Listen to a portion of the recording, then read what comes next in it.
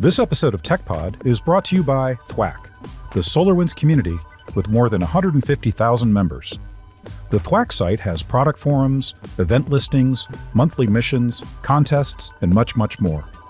There's even a content exchange where members can share custom queries, scripts, templates, and reports with each other. To learn more, visit thwack.solarwinds.com.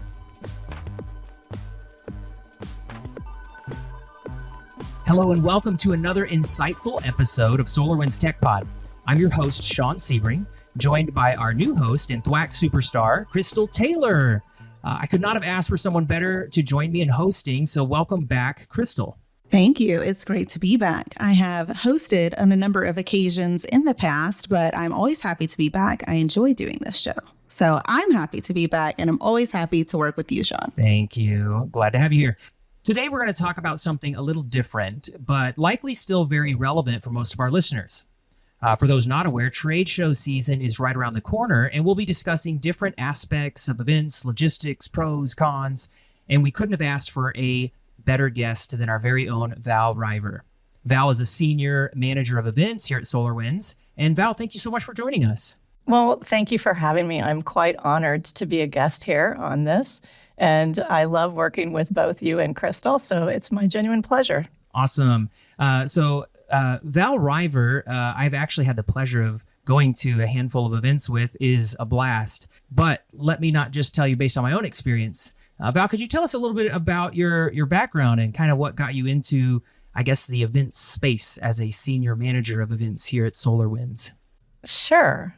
Well, I've been doing events for over 2 decades, and for a variety of different companies, from the boating industry to chemical industry to technology, and that's where I've kind of resided over the last decade, and really enjoy it and really appreciate the opportunities that are afforded to me when I get to do events and get to network with a ton of people and have met millions of people, literally, I think, over the years, definitely. I certainly believe that.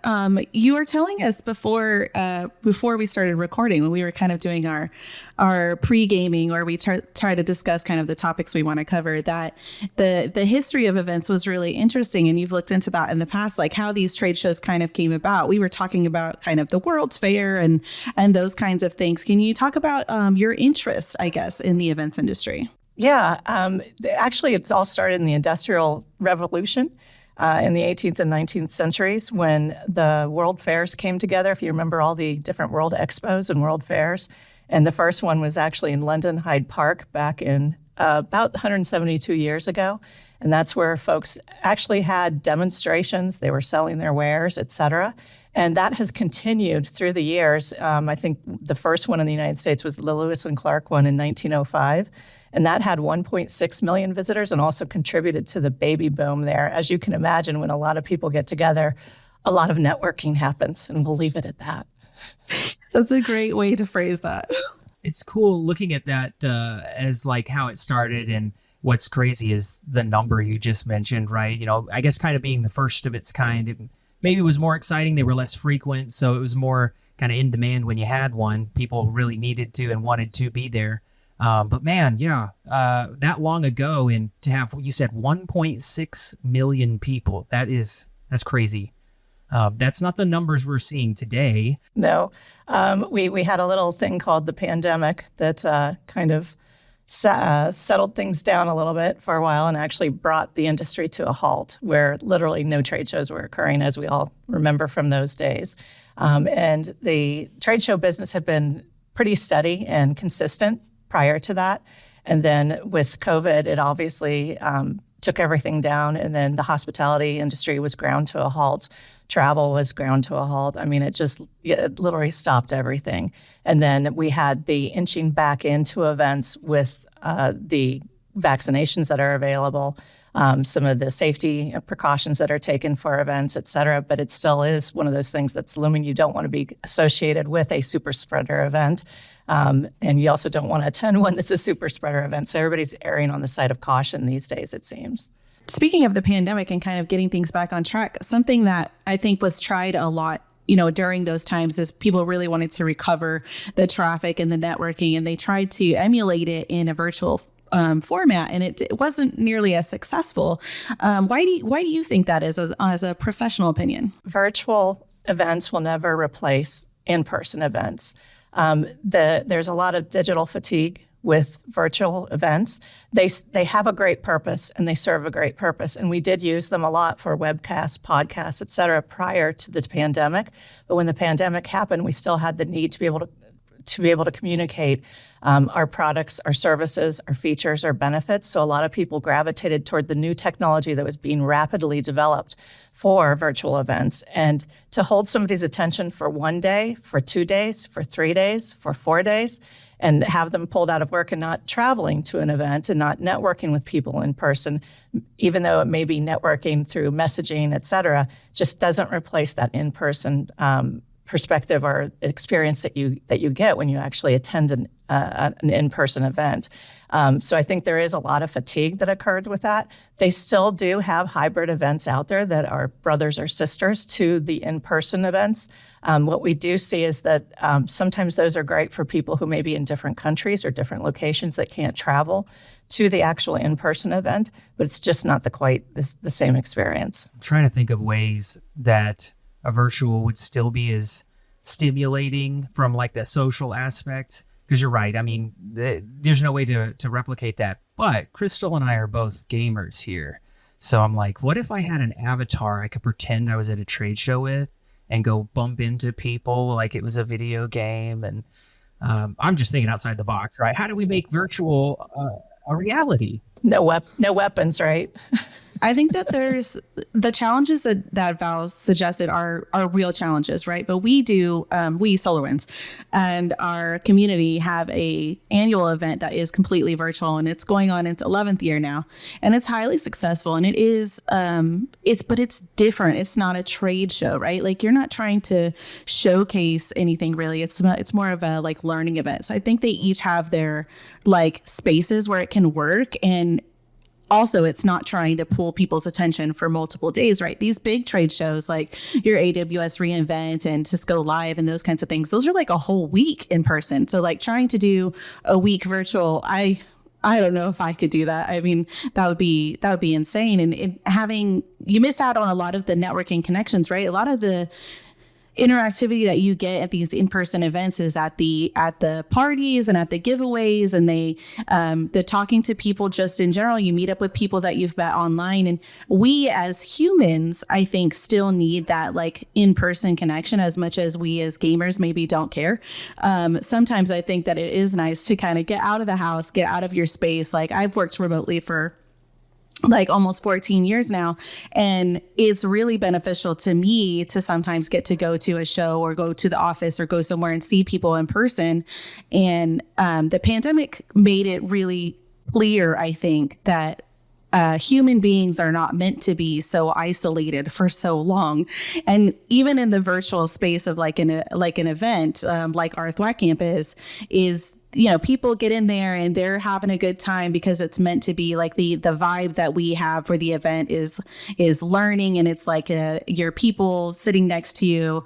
We're all having the similar problems. We're all talking about the things, and we purposefully try and make it like a fun, bouncy event. It's not the same thing as like one of these big trade shows, because I did work some of the trade shows during the pandemic that were virtual, and it was just not the same. You're like, there's a virtual booth is nothing like working a booth in person, for instance. Like it's just, maybe somebody will come in, maybe they won't. They don't really have any interest in like talking to you like a person. It's more like they're talking to a bot, and they would be totally fine. And it's just a different vibe, I think. Yeah, I would also agree with that. And I also know that in trade shows, in-person events, there was a lot of trying of gamification at trade shows. And there was a lot of money spent, a lot of creativity put into it, a lot of thought was put into it to try and create some sort of game effect when you're trying to show your products or features. But from my experience, what I saw was a lot of them weren't 100% successful, that the success came in having those one-on-one conversations with the person and establishing a connection and carrying the conversation forward and having meaningful dialogue. I think there's nothing like it, and you both have been at trade shows with me before, to hear a customer come up and talk about their experience with SolarWinds, and that, you know, that they really appreciate our products, our people. And to hear those kind of comments come from a customer is just so absolutely just incredibly joyful to hear, because it's so different than hearing it like in a written word or reading it in a written word versus in person, and being able to sit there and look face to face at somebody and chat with them and find out how they're doing and what they like, what they don't like, what's going on in their lives, what's going on with their work lives, things like that. So it's interesting to see the changes that people have tried to introduce with gamification. As Sean was saying, what if we had an avatar, and I jump around and I can go over here? I still don't think it'll replace the in-person one-on-one effect that you get when you're actually at a trade show. Absolutely. Yeah, absolutely. I mean, I agree. I'm being silly, talking about avatars, Ready Player One stuff, right? There's just so much, we'd say communication, the majority of it is body language. And so like being able to communicate real time, if things can be lost in translation with text, the same thing is true even through virtual events. If you're hearing my voice without the, full body language, but personality, you can at a trade show give personality, not just for you, but a cultural personality to kind of showcase, hey, in our case, I represent SolarWinds. Here's my personality, right? And that is something that's invaluable to be able to show people that you really just can't get through virtual events. And I'm a social creature. I love being around people, making people laugh, and having a good time. So I would never want to replace it, but I also like video games. So I like the idea of gamifying, get myself an avatar or something too. But Crystal brought up a good point as well, that the content, I guess the subject matter is impactful to these events, right? So she talked about Thwack and on our SolarWinds user group stuff, right? So if I'm not going there to go shopping, right, which a lot of trade shows is in a sense shopping, right? I'm seeing what's out there, what do I like about what's out there, versus just almost therapeutic, community-driven. Hey, you have the same tools, we have similar problems. How are you doing it? I would imagine that has a pretty big play on it, and we can kind of see it. But you've been in more scenarios where you've hosted different kinds of events and trade shows. What are your thoughts on that? I have a couple thoughts on that. The first one is, based upon the industry, I think I was asked at one point, how different are the trade shows, right? If it's a different industry, if you have healthcare versus the boating versus technology versus the auto industry, what are the differences in those? And bottom line, you're still trying to communicate what your features and benefits are there for that attendee, and being able to draw them in and be able to provide information to them. I think the difference is in the complexity, and it all stems around, well, what size booth do you have? Are you working with a 10 by 10, or do you have a 20 by 20, or do you have a 3-story with a swing and a dog and petting zoo? Things like that. If you're bringing boats in from all over the world to be able to show in the water in the ocean at the Miami Boat Show, and also have an on-land one, the complexity is very, very great. If you're just doing a 10 by 10 and all you have is a tabletop, that's a different story. So it varies in that. But the other comment I was going to make on what you were saying before, Sean, was that the other benefit of the in-person trade show is the dialogue and the interaction that you get with your fellow coworkers, because you get to meet so many different people. Like I've met so many Solarians in my time here. And I'm just going to give a little nod of recognition to Sean that we were talking about driving a demo. I don't know if you remember that at one show, and maybe getting a driver's license for the person, that kind of thing and that thing. And we're actually using that activation point for upcoming AWS reInvent. And so I don't want to blow the surprise or anything, but it's a really cool idea, and I think it's going to draw in a lot of folks, and a lot of people are going to learn about SolarWinds when they're at AWS, definitely. I totally forgot about that. I'll take full credit still, but gamification is still necessary, whether it's in person or virtual. It's just, one of those things from a psychological standpoint, keep me interested. So I love that. And what I want to make sure we remember is, What has been our favorite way to lure people in, Val? What's our big one that we've seen in the past? Well, I should have had a patent on it. I can tell you that because I think I could have retired by now. Last year in 2022, I was thinking about how nostalgia seems to be coming back into the trade shows and the booths. You see magicians now, you see Elvis impersonators. And I remember as a kid, and my son also was completely obsessed with claw machines. Those are the things that you put a quarter, well, it's not a quarter anymore. I think it's like $10 that you end up spending. You put money into the machine and then you maneuver the claw around and be able to get that plushie or that prize that you want so badly. And so we created a claw machine for SolarWinds, and that travels with us to many of our booths, the larger ones. And the popularity, it brings out people are people, right? We're all kids at heart, honestly.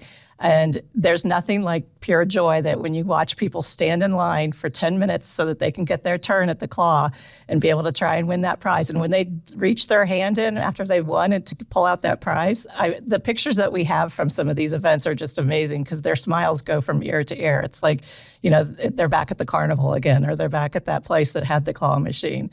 So that one was actually replicated by many, many different companies in 2022 and in 2023. And it continues to be very popular among the trade show industry. So you're welcome, trade shows. You're welcome. And challenge of it, like it's also its own challenge, right? Is someone says, oh, cool, there is a prize there. But you also go with the risk of, oh no, what if I don't get the prize? And then if you don't get it on your first or second grab, then now it's a different kind of, so it's gamification, but there's also just more of a gamble to it too, of feeling like, oh, I need to overcome that claw machine, which is, just talking about psychologically, that's stuff that we like as humans. So when we finally beat that claw and we get to pull out that plushie, the smile goes ear to ear. And I've been there and seen it. And I've also had that song stuck in my head for weeks on the claw machine. I think we have a recording of it that we'll send out to you so you can remember it. Yeah, I think the first show that you had brought the claw machine out at was Cisco Live, right? It was, yeah. I was there for that. It really was kind of a fervor. We had huge lines and people come back and they want to try again and they want to try again. And it really brought people back. So that was a fantastic idea. It definitely played well. Yeah, I remember security had to actually ask guests to leave because the expo hall was closing and people did not want to leave their place in line. Some of the other things that I've seen at booths that were really fun were like at RSA this year, there was a company that had partnered with a local pet shelter, which was really interesting that they did this. I mean, a lot of people travel for this, but I guess if you're local, it makes sense. But like, how are you going to travel back with a pet? But it was super nice. And you get a nice like dopamine hit going to visit that booth and holding the puppies and everything. And it was super sweet. So it definitely brought people over. But I thought it was really interesting that an interesting experiment to do for a large trade show like that. Yeah, there was a lot of booth envy at RSA by a lot of different sponsors. I can tell you that because I heard a lot of comments from a lot of different companies. And I remember there was also a slide in between the two escalators that somebody branded, and you could slide down, instead of taking the escalator. I didn't even notice that. Yeah. I mean, again, it's kind of going back to that nostalgic, take the slide or, swing on the swing, that kind of thing. Yeah. You said earlier, we're all just kids. We're all just kids inside. Yeah. Well, we're just pretending to be adults. Yeah. So you started talking earlier. We were talking about, you mentioned the Miami Boat Show. There's a in-water, on land part of it. From a logistics perspective, I'm curious if you can tell us like some of the, major challenges or things that you do ahead of time and how much time you need. But, when I think about Val, I imagine that it's like having a lot of fun being a kindergarten teacher. You're shepherding a bunch of adults who don't know where to go or when to be there and saying, hey, it's not nap time, right? Get back on the floor. But can you talk to me a little bit about logistics, planning, and kind of what goes into it? Yeah, it starts way back. And I know people go, oh, well, I just got invited to the booth staff meeting this week. So nothing's been happening since then, but there's been a lot of stuff that's been happening. There's obviously a lot of deliverables and deadlines that have to be met in order to get the show lifted. And then there's the whole element of the booth staff too, because you have new people that maybe haven't been to a trade show before, and then you have seasoned people that have been to several trade shows before. And you have to be able to kindly and professionally set the expectations for when people need to be where, and then how we're going to capture information and how we're going to relay that information. So there's a lot of different checklists that have to be checked off in order to get to that point where we're ready to go to the event. And there are a lot of, I think, probably one of my favorite things that I see on job postings or out there in the trade show or event industry is that you must have flawless execution. No mistakes. You must be flawless. And I look at that and I go, you know what? Stuff happens every day at the shows. Speakers get sick. Somebody's flight was canceled. All of our swag didn't show up. It's stuck in Tennessee or it's stuck in California and it's not going to make it to the show. So there's all these pivots that you're doing behind the scenes to make things all okay, and nobody realizes the blood, sweat, and tears and the crying and the stomping of the feet that's being done behind the scenes. But if you look at a neurologist or a brain surgeon, you don't see that posting out there that says must have flawless execution, but you sure want that, right? But stuff happens all the time on the operating table. A patient might be allergic to a medication that anesthesia is giving to them. The patient might code. We didn't know they had that heart issue. It was undiagnosed. So there's a lot of things that always happen. It's just how you pivot and how you actually make it okay, and nobody actually sees what happened behind the scenes. So that's what our goal is to do when we're doing events, is to yes, appear like we're flawless, pay no attention to the man behind the curtain. We got it going on. It's all going to be okay. So that's one of the challenges too that you face with events, definitely. Those traits that you mentioned that are so much more important than just being flawless, which is, really adaptability and problem solving, are what I would say key traits in IT that are incredibly important at all times, right? I mean, technology is always advancing at a rapid rate, and you've got to keep up because people are going to keep putting more stuff on your plate, whether you've learned about it or not. You now have to deal with it. And I think that that's a nice parallel between just a general, I'm a network engineer, but now I have to go deal with this other thing because no one's here to deal with it or whatever. So it's a nice parallel for events. Really, it's about being adaptable and learning how to problem solve and keeping your cool. I think that is probably incredibly important. Right. Yeah. And I would say the parallelism is incredible because there's a ton of pressure on all entities, right? If the system goes down and you're a DBA, I mean, it's just incredible because all eyes are on you, right? And not just all eyes, the CEO or the CFO is going, why is the system down? And yeah, definitely the ability to be agile and pivot and remain calm is key. The show must go on. The show must go on. Well, and kind of speaking of technology, how has the technology at events kind of evolved over the years? We've talked about, while we've been at events working the booth, the trouble with getting the right spot to get Wi-Fi. And then you have the lead loading that they're able to do now with machines at some places and not other places. And how has the technology kind of advanced with events in the past, 10 years or so? Yeah, I would compare it to the fishbowl effect, right? Back in the day, literally people had a fishbowl at their booth, and that's how you got information from the booth attendees. Fill out this piece of paper with your pencil, your number 2 pencil that's sharpened, or your pen, and put your information on there. We didn't have email addresses then. It was your phone number, and you hope that they wrote down the right phone number and weren't just writing down something to scribble on so they'd get that piece of swag.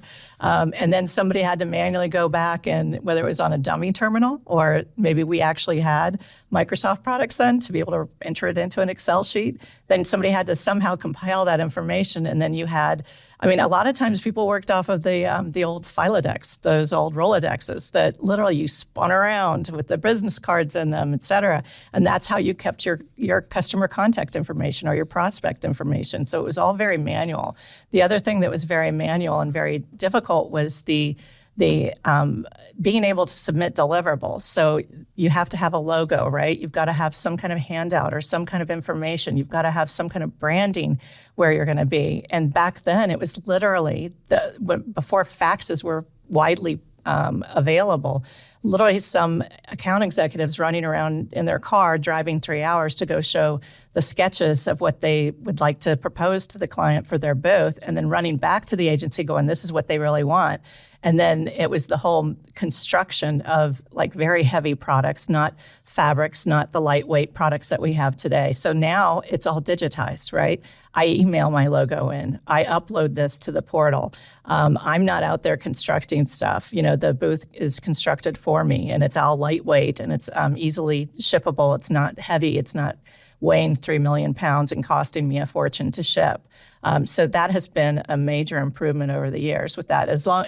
With the lead retrieval systems, the Wi-Fi, just all the different things. We're very lucky in this age to have all of those accoutrements that make our life so much easier, because I don't think people really understand how hard of a lift and heavy of a lift it was back in the days before all these different technologies were available. I'm curious, and I know technology has to have improved, at least in our industry. I know it's helping with a lot of this stuff, but when I'm thinking about going to a booth, or rather when I have someone come to my booth, what's going to make the best experience for them? And I know we've talked about things like magicians and claw machines, right? That's going to be the hook. That's the hook, right? But for them to consume what I want them to consume, do you think that there's any one best route?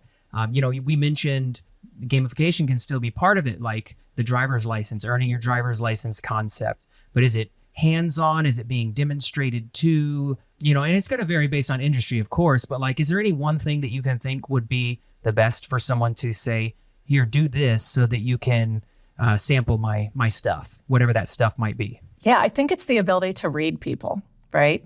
So when somebody comes up to the booth and they're like, I got 5 minutes. If I ask them, hey, would you like to take a demo and learn a little bit more about this? And they're like, well, how long is it? I'm like, it's as long as you want. You want a 1 minute? You want a 5 minute? How in depth do you want to get? It's okay. So it's asking those clarifying questions and also reading that person of whether they just want an overview. Are they wanting to dive deeper? Is this something new for their company? Are they using our products today? What are they using? How are they doing it? How do they feel about it? And then being able to be able to deliver the information to them in the capacity that they need and in the time frame that they need. Because at these events, remember, they're there to also go to learning sessions too, or to attend different sessions. So the expo hall is one element of it, but they also have a schedule that they're trying to adhere to as well. So it's being respectful of that. And I think what we talked about was just the clarifying questions. And then I do see some people who want to be talked to, show me the demo, but I also see that there's a definite need for them to be able to drive it, test it, feel it. It's just like a car, right? Some people, I won't say who, but I'm one of them. I did not go test drive my car when I bought it. I just said, I'll sign on it, but it was during COVID, so there's that. But there's other people that want to inspect that car. They want to drive it on the highway. They want to drive it on the bypasses. They want to drive it on the country roads. They want to brake. They want to see, what about for my kid? Is there a cup holder? There's all different elements that people want to be able to test, touch, punch, be able to feel, experience. So there's some people who are just talk to me. And there's some people that say, I really want to get my hands on this. Can I try that? Can I drive it? And so I think it's the opportunity to be able to provide all those different avenues and to be able to read that person. Yeah, I think it sounds like so more agility. Yeah. The key is that people learn differently. So there can't just be one way, right? Like you can't just present them with a video or like have a conversation with them. No one knows their problems because we're in the market of helping them solve problems. That's our particular thing that we're trying to do, right? And if we're trying to help them solve problems, no one knows their problems better than they do. So if anything that you can do, I think, and our IT pros out there maybe don't want to hear this, but one of the key success pieces at working one of these shows is being able to talk to people. You need to be able to communicate with them and communicate well, because that's how you learn what their problems are that they're looking to solve, because they will write you off right away. They'll be like, I'm not interested, whatever you're selling, right? It's like when someone comes to my door, I'm like, no, I don't want you. Why are you at my house? That's me with solicitors. I put a sign out. I don't want people talking to me. And yet they still do. But I am also the person that you talked about, the person that wants to test drive the car. I want to get in. I bought a Bronco during the pandemic and I wanted it so bad. I waited so long for that Bronco to come back into play. You know, it had been out for a long time and they were bringing it back and I was super excited and I was watching for years and years and years. And I didn't want to order it. I was like, what if I don't like it? What if I get in it and when I drive it, I hate it? I'm going to spend, $60,000 on a car that I don't like? I don't think so. And I think it's the same thing for a lot of people when they're like for us, because we sell software, like when they're trying to get new products or whatever, maybe it's not their money that they're spending, but they are going to be the people that have to use it and then report back metrics and say, this is working for us. This is not working for us. How much is this costing us and all of that. So being able to poke at it and prod at it and look at things and how good does this look for management and all of that stuff, I think is really important aspect. Val, you've brought up a few times, agility and adaptability and versatility, a lot of ilities that describe the wonderful Val here. I want to ask, what makes a great events coordinator? And I know a lot of it just because I've worked with you and had a chance to go to events with you. And, of those, what do you think is the strongest thing that would make a good events coordinator? Is it, organization? Is it the adaptability? What's your take? I'll say my famous saying that my kids, if they hear me say it one more time, will scream. And they're across the globe right now, but you'll hear a silent scream. If you fail to plan, you plan to fail. And I think it's about project management. I also think you need to have the right personality for doing events because there is a lot of stuff that happens and you can't beat yourself up and you've got to be agile and pivot and move and fix that issue and come out the champion and say everything's okay. So I feel like those are the key elements, and the planning is huge because you can't just walk into the event and go, didn't think about that. Yeah, that's going to be a problem. And I think I probably overdo it on mitigating risks because I am like, what if? Okay. So what am I going to do now? Okay. So what will I do if that happens? So I always have if then. I must have 4 million of them for every event so that I'm ready to go for if anything hits me. It's a classic if then else statement. Yes. No, and you are fantastic at this. So, and I'm sure, experience helps too, right? Having been to one, then you're a little more prepared for the next one. And so, and this is one of the reasons we wanted to bring you in is one, you're so much fun. And two, you've got such great knowledge to share. Like you were talking to us about the Miami Boat Show, and I never think about stuff like that. And my optic visions, I'm just like, cool, a trade show. That must mean like a convention with bearded guys like myself wandering around looking at technology. That's kind of just how my brain defaults. And I'm like, man, a boat show. That's definitely a convention, an event.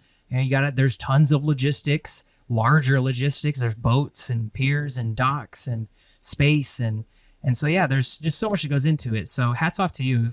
Great job at what you do. I do think an interesting topic that we haven't touched on, but we did mention when we were just talking about this event here is what events went away and never came back with COVID or with, different scenarios. So there are ones with COVID that people just said, we're not doing this anymore. And then, Crystal, you brought up the E3 conference. I did. Yeah, and I did a little bit of research on that. And this is where all of the streaming gamers, everything, all the different big box manufacturers would go to, right? Mm-hmm. I mean, it was huge. It was massive. It was the place to be. And I think you even said that you had just started at SolarWinds and then was offered to go and you couldn't go because you had a lot of obligations here. Well, yeah, I mean, I had an opportunity to go to E3 when it was still really big, and it was already starting to get some competition even before the pandemic. Actually, Nintendo started doing their own kind of some of the big brands, I guess, not just Nintendo, but some of the big brands came out and were doing like side parties that were outside the convention, and that started even before, and it was like even though it was a physical conference where you went to it in California, you would still have to like they're competing for time and attention at these things. And that kind of had started physically even before the pandemic. And then they tried, E3 just wasn't able to pivot to a virtual conference. They did not in any way succeed. They postponed the first one. And then all of a sudden these virtual things started popping up, right? Nintendo started their it was originally Nintendo Treehouse, and then they changed it to Nintendo Direct. And you have like the Summer Games Fest, and that those are virtual. And for gaming, because they're mainly showing trailers for new games that they're working on. They're talking about doing like developer interviews and stuff. A virtual format works really well because you can watch it later or whatever, because you're just trying to get the information on that. They still do sometimes in-person element for those things, but I do think it was really interesting how E3 just never came back. They could not recover.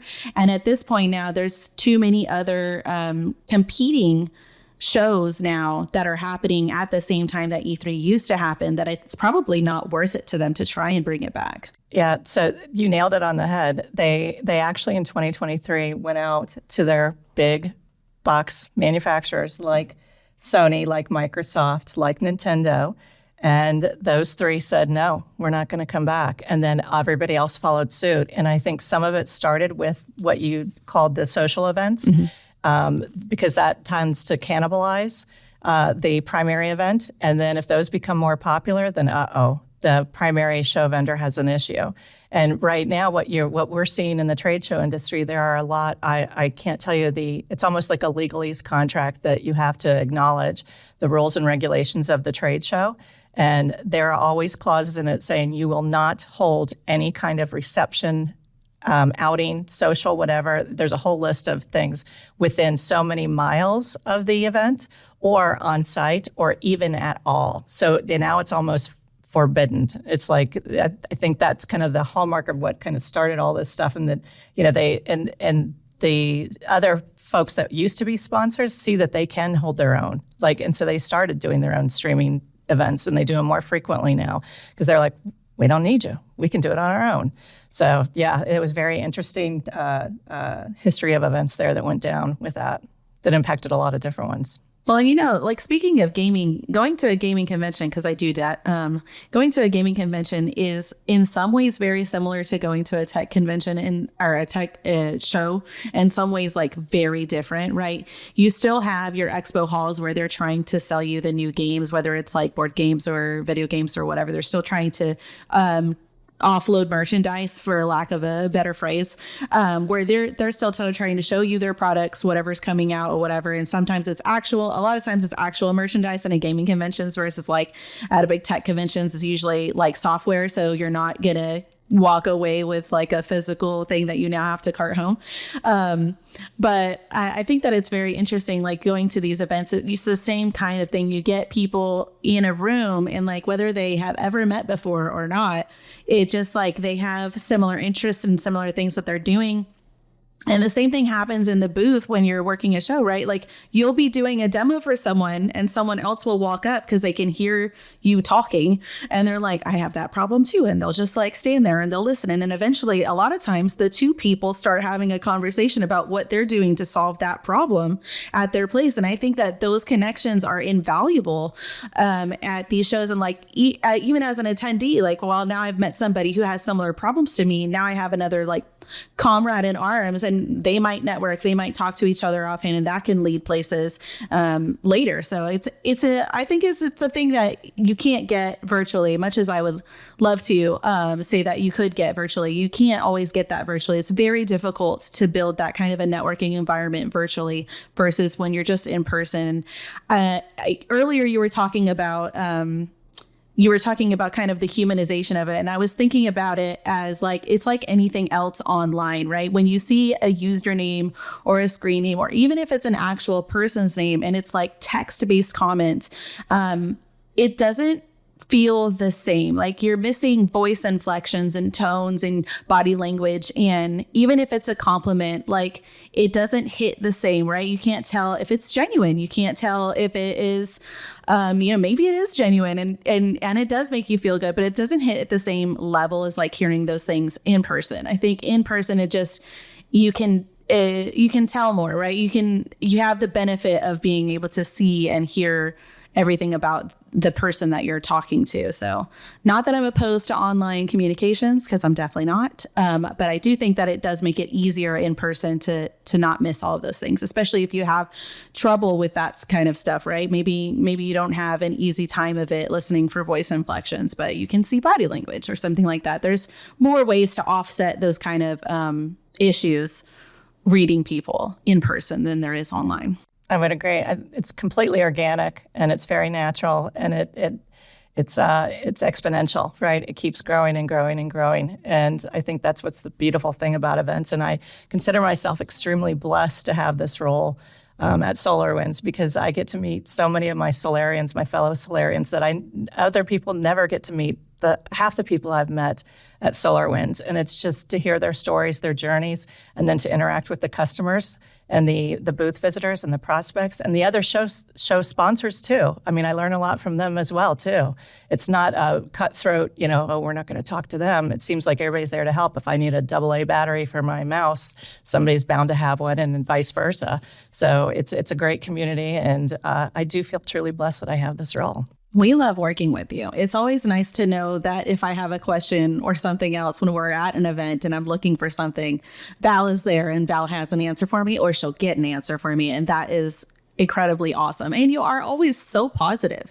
You something happens and you don't like I said earlier, keeping your cool seems so important, but you're always so positive. And I think that is incredibly helpful for keeping first timers and people who are less experienced at attending these events. As you said earlier, sometimes people working the booth is their first show. So I think that's incredibly important, and I applaud you for it. Oh, well, thank you. I appreciate that. Thank you. I will never forget my first interaction with Val. I feel like I was on her naughty list because I went to a show and didn't have any content prepared. I thought the classic Sean, I just show up and expect, my agent to have prepared everything for me. And I get on the phone with Val and she's like, no, you're responsible for your own content. And I'm like, okay. So get on stage and I just talk with no content. So that was fun. But this is where I was talking about Val being like a kindergarten teacher. She had to shepherd me I had no idea where I was supposed to be, and at the end of the show all I wanted was my t-shirt. And so for the next few months I remember chasing Val and team saying, hey, where's that t-shirt? It was the coolest one we'd had, in my opinion. It was really cool. And I was like, where's that t-shirt? So it still a lot of times just comes back to cool swag, but that's just my story, and loved working with Val. Well, and to tell the truth, Sean, you actually were prepared. And it just was this startling that I was like, no deck, no PowerPoint? Because usually I'm handing the jump drive to the AV tech going, here's his presentation. But I can't tell you how many people spoke volumes about you. And they're like, Sean's a stand and deliver guy. He's gonna wow the crowd. Watch him take ownership of this, and you did. So it's awesome. Well, it's that agility you talked about, right? You got to be able to just say the show must go on. Yep. And I remember walking Crystal and Sasha to their speaking session, and those are some of my favorite times because I'm like, just take deep breaths. You're going to be fine. I'll be right here. I'll be right here. You're all good. So yeah, good memories. Yeah. Hope to create more. Speaking at these events is always very nerve-wracking for me, but having someone there to answer the logistical questions is very helpful, because then I don't have to also be responsible for knowing those things. No, it's a great relief having Val in your corner. I think there's one more thing I wanted to bring up on here, and it's just, we've talked about some of the history, how technology's helped us. Val, when we look to the future, what do you think that the future of events looks like, right? We were obviously impacted by COVID. That was an eye-opener. Probably one of the biggest things that's affected in-person events, whether it's trade shows or otherwise. But what do you think this means for the next 5 years, 10 years for events like this? I think the pandemic forced the whole entire industry to sit up a little bit straighter and say, we have to anticipate this is not going to be the only time something like this will happen.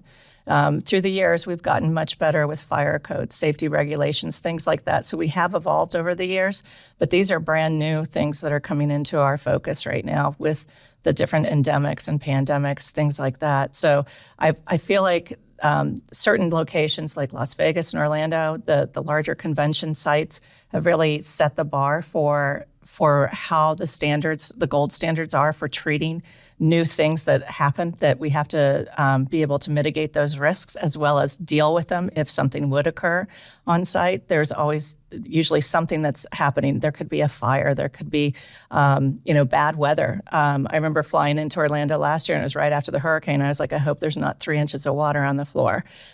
So there's, I think it has forced all of the hospitality industry and the trade show industry to start thinking even harder and more with a more focused lens on how can we mitigate risks overall. I mean, we've always done it and we always will do it, but I think there's new situations that have cropped up, especially since 2020, that have made us pivot a little bit harder and say, now we have to plan for even more unexpected.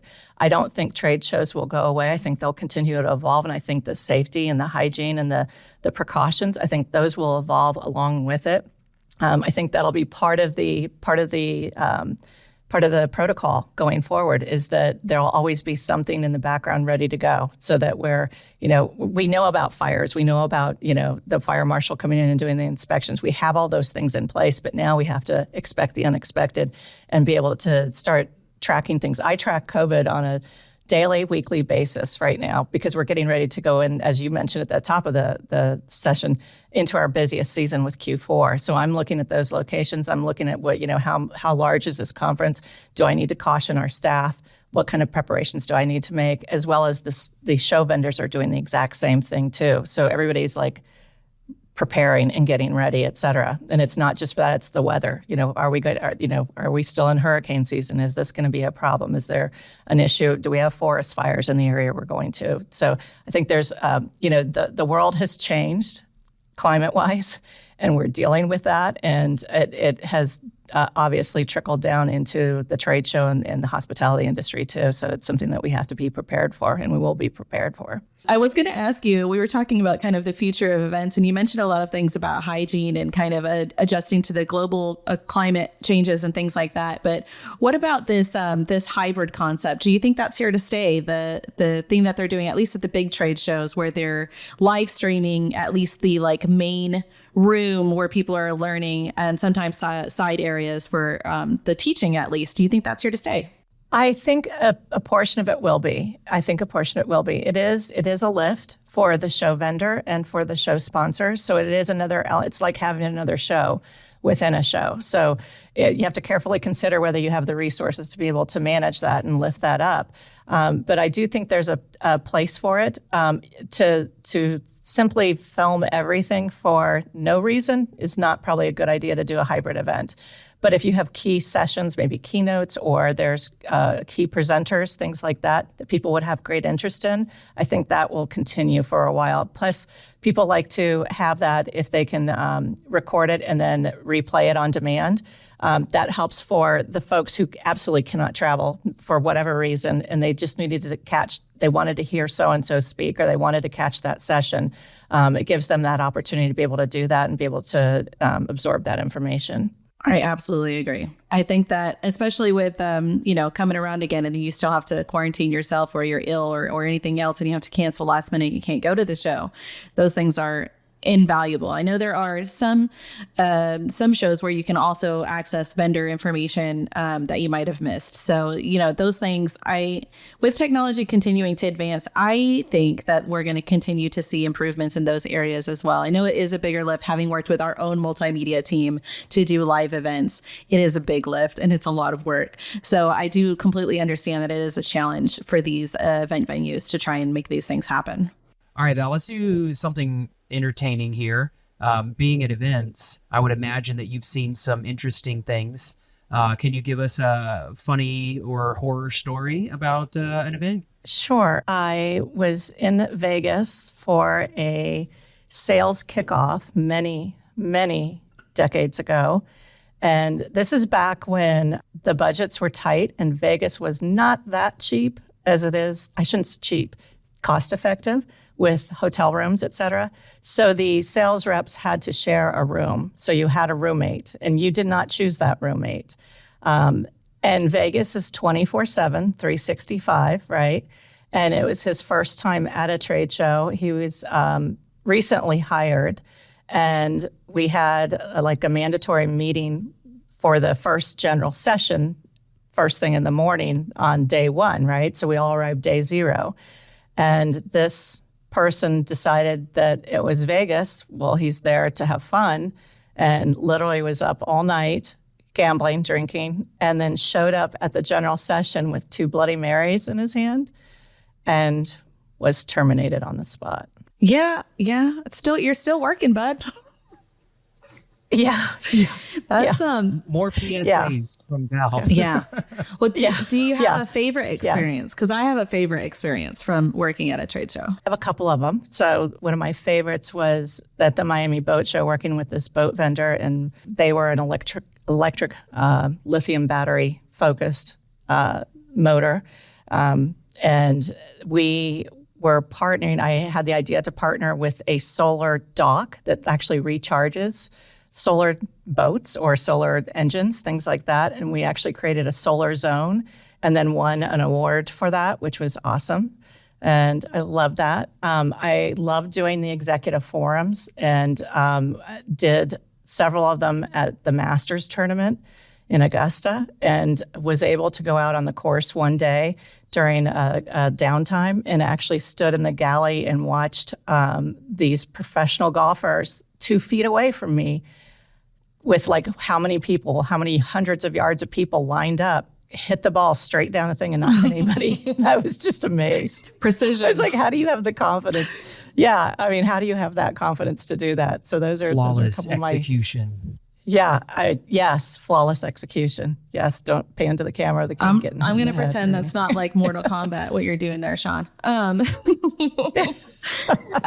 My favorite experience I've had so far going to professional events, I'll say, not to my gaming conventions, but professional events, is our good friend Sasha. He is German. And he is one of my favorite people to work with. And he came to Vegas for Cisco Live last year. And it was his first time in Vegas. And he had spent, I think, 22 hours of travel time to get there for the show. And it was his first time in Vegas. And he was gung-ho. You guys need to show me around. And we're going to walk around and go see things and do things.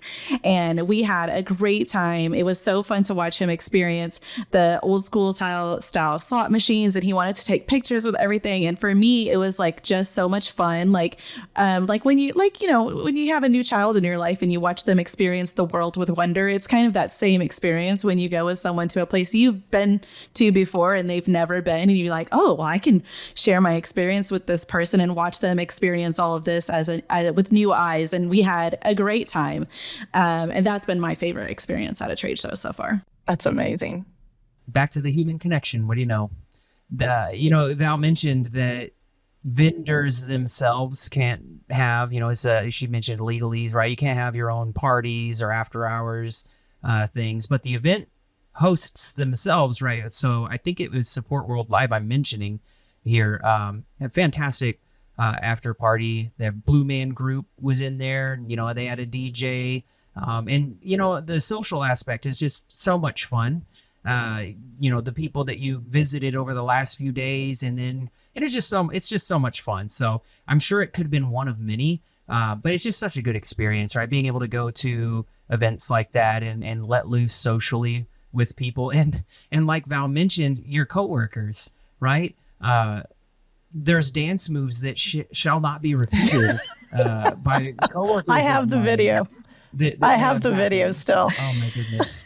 So, I mean, it's such a good opportunity. So I won't say there's one. It's just, I love that I get the wonderful opportunity to go to these events, and, Val's a big part of helping make that stuff happen. So yeah, it is It is great. And I think it's definitely different going to one of these bigger events. Like we talked about Cisco Live and Support World, and those are like kind of bigger events. But we also sometimes get to go to like small events, and those are much more personal, I guess, because there's less people. So it's like a room of 50 to 75 people, and you are talking to them. And those are also really nice. Again, like you said, it's the human connection. You go and you talk to people, and they tell you their stories, and you end up talking about Star Trek for an hour for no reason. And those are the great times. They're the best times. For the best reason to go to any of these events is to make a personal connection. I want to thank you so much for being here, Val. And also, we do want to, before we kick things off for the end here, we do want to talk about kind of, as we've mentioned a couple of times now, the event season for the fourth quarter of the year is kicking off for us, and we're going to be in a lot of places as SolarWinds. So if you have any events you'd like to mention that people might find us at, I would love to hear them. Absolutely. We're going to be at Service Management World and Live 360 in Orlando, Florida, the same week of November 13th. So we've got 2 overlapping events there, which I'll be managing and I'm very excited about. And then we've got Past Data Community, November 12th through 17th in Seattle, Washington. And AWS reInvent, that massive show that's expecting 62,000 people this year, does November 27th through December 1st. In Viva Las Vegas. And then our final event is Gartner IOCS, December 5th through 7th, back in Vegas. And then we start it all over again in January. Awesome. It's going to be a fun season, and I am jealous of everyone in Orlando that will get to see you there for 2 events. So happy, sad about that one, or maybe jealous. I don't know how to put it. Either way. So we're going to roll next into our rapid fire session. And this is just a fun opportunity to get to know Val, even though we've done a great job of getting to know Val today, but get to know Val a little bit more. So we're going to just shoot you some questions, and you can just give us a quick response or a little bit more elaborate response if you want. But either way, let's get started, Val. And I'll start with my favorite and first question that we usually ask, which is, Val, would you rather travel to the past or future? That's a good one. And this is supposed to be rapid fire, so I can't think about it very long. Future. Yeah, gut reaction. Future. Okay, cool. Oh, I like this question. So I'll ask the next one. If you could choose to come back as, like if reincarnation is a thing, what would you come back as? An angel. Angel. I love that. I would have never expected that. Yes. Well, the crazy part is you're already there, Val. So not much would change. Not much would change. She gets on cool wings, though. Yeah. Okay, 2K. Wings would totally be worth it. And a halo. I think this one I've stolen, and is one of my favorites because this really tells you a lot about a person. But if you could give yourself any talent, right? You just snap your fingers like Thanos and choose which talent to have. What would you give yourself? What skill? Sing. I can't sing. I cannot carry a tune. I love to sing. Everybody hates it when I sing. My kids, we had I feel that. the what was that Xbox band game? Band. I was always on microphone. The Rock Band, yeah, I was always on microphone doing Debbie Harry, and they were like, "Stop it, stop it." Mm-hmm. Yeah, they both can sing too. By the way, I can't. They were in choir. I wasn't. I was told not to be in choir. It's a mean thing for someone to tell you. I definitely can relate to that, though. I have the same experience. I cannot sing. Can't carry a tune in a bucket. Well, that's really funny. I like this question too. Okay, what is your favorite tech invention? I'm going to say the laptop or the computers but where we are today, because I grew up with dummy terminals. I learned, what was it, AS400? So yeah, I like where we are today. It's the stuff you can do today is amazing. The concept of a user interface? Yes. Yeah. Yeah, that's what AS400 did not have.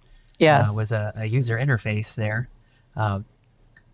Totally acceptable. Yeah, I love me a computer. Man, Val, it has been So good to have you on. This is a unique topic that thank you, Crystal, for bringing up this idea and giving us the opportunity to meet with Val.